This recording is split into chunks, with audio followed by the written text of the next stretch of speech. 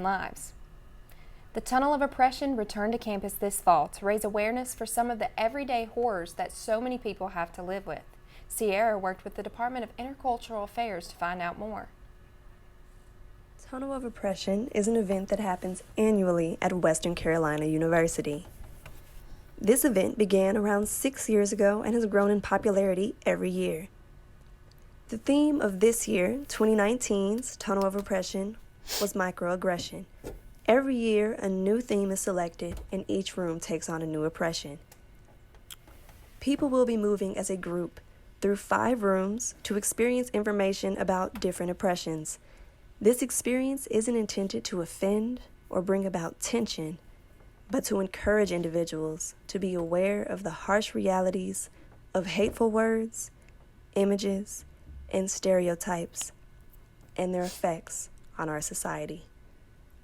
It was kind of frustrating to see every single room that offered a different sense of, oh, I'm privileged in this sense. Like, it was a different, I'm privileged in this way, I'm privileged in this way, I'm privileged in this way, and I'm privileged in this way. And it was kind of frightening to understand that in some cases, nobody gets a sense of privilege.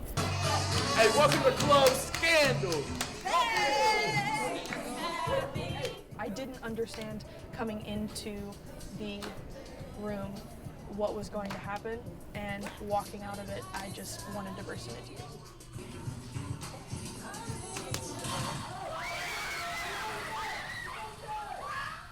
These rooms not only display different oppressions, but cycles. Cycles that some participants related all too well to, showing an inside look, peeling back layers, and showing where certain behaviors begin. I just want to know what's wrong.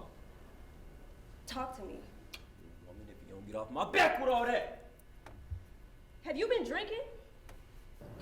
I had a couple people that told me about this prior to me coming, and I knew that it was going to be intense, and I was kind of mentally preparing myself for it to be intense. But it definitely exceeded my expectations going in. The Tunnel of Oppression features a different theme every year. Stay tuned to the Department of Intercultural Affairs to find out what next year's theme will be. WCU's athletes are giving back this holiday season with outreach initiatives planned around Jackson County. On Thursday, November 21st, athletes from all teams visited 5 different elementary schools to serve Thanksgiving lunch and spend time with students. On December 4th, athletes bought and distributed gifts to parents of children in need who might not get a Christmas without WCU's help. We spoke with Stacy Miller, athletic advisor and director of the Student Athlete Advisory Committee. Some people, I think, need a reason to look forward to the holidays, and I hope that some of the things that we're doing provide some of that for that group. But I also think it's beyond that. I think it touches our student athletes as well to know that they're giving back. WCU student athletes take part in community service events throughout the year, and this is just one of the ways they aim to make the holidays happier for all. Yes, there's nothing like seeing the smiles on the kids' faces when they get to meet their favorite athletes. And congratulations to the Pride of the Mountains members who worked hard all semester for a once-in-a-lifetime experience marching in the Macy's Day Parade. Dan, Brandy, and Alan talked to a band member about his journey to Macy's. This year marks the second time that the Pride of the Mountains Marching Band will be in the Macy's Day Parade. Jeffrey Coe, one of the members of the Pride of the Mountains, talks about what it means to be going to the Macy's Day Parade for the second time. My name is Jeffrey Coe. I'm a senior, somewhere in that range. So I was originally in the band in 2014, 15, and 16. This is my 4th year with Pride of the Mountains. This year marks the second time that the Pride of the Mountains Marching Band will be in the Macy's Day Parade. The band has been practicing diligently for this exciting event. The Pride of the Mountains is one of the few bands to be invited back to the Macy's Day Parade in less than 5 years. While the journey has been long and hard, the band is excited to be back in New York City.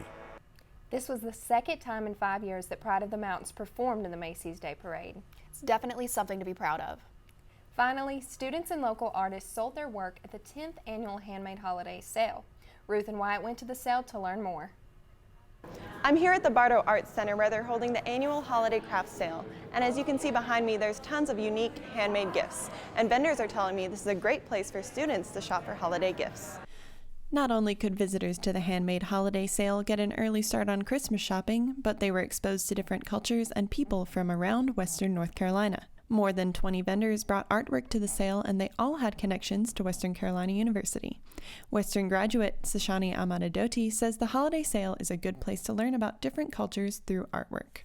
This is an art center, so there's artwork is huge in this area, not just for like native people, but for also, Appalachian people as well. And so there's a lot of opportunity for them to kind of get inspired.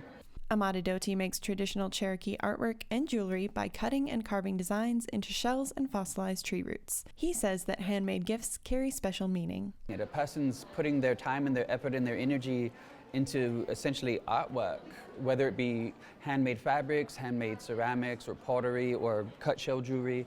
And that means more than just buying something made in a factory and having it shipped to your house. Ann Suggs with Stonehouse Pottery in Balsam, North Carolina, says her work is more than just a piece of art. We put so much love and attention into everything we do. You take a piece of that artist home with you when you go. Suggs had a selection of pottery for college students doing their holiday shopping on a budget. We have things that are specifically geared to students like under 20 bucks. So this is a great show they can just walk through, pick up their gifts, go back to their room, take them home for Thanksgiving. And while many students were shopping, several students were selling their own arts and crafts. These included jewelry, artwork, and other high-quality handmade craft items. Mackenzie Weiser, who knits as a stress reliever between college classes, doesn't do it for the money, but she says it does help. Just because I love it, and then just the fact that I could maybe support my habit by selling it off, that's kind of a bonus. Whether looking for a meaningful gift, for a loved one, or just browsing, visitors to the 10th annual Handmade Holiday Sale enjoyed culture, shopping, and holiday cheer. This is all the news we have for you today, but before we go, we'd like to say congratulations to all the new graduates. Thank you for tuning in to WCTV News. I'm Hannah. And I'm Cameron, wishing you happy holidays. We'll see you next semester.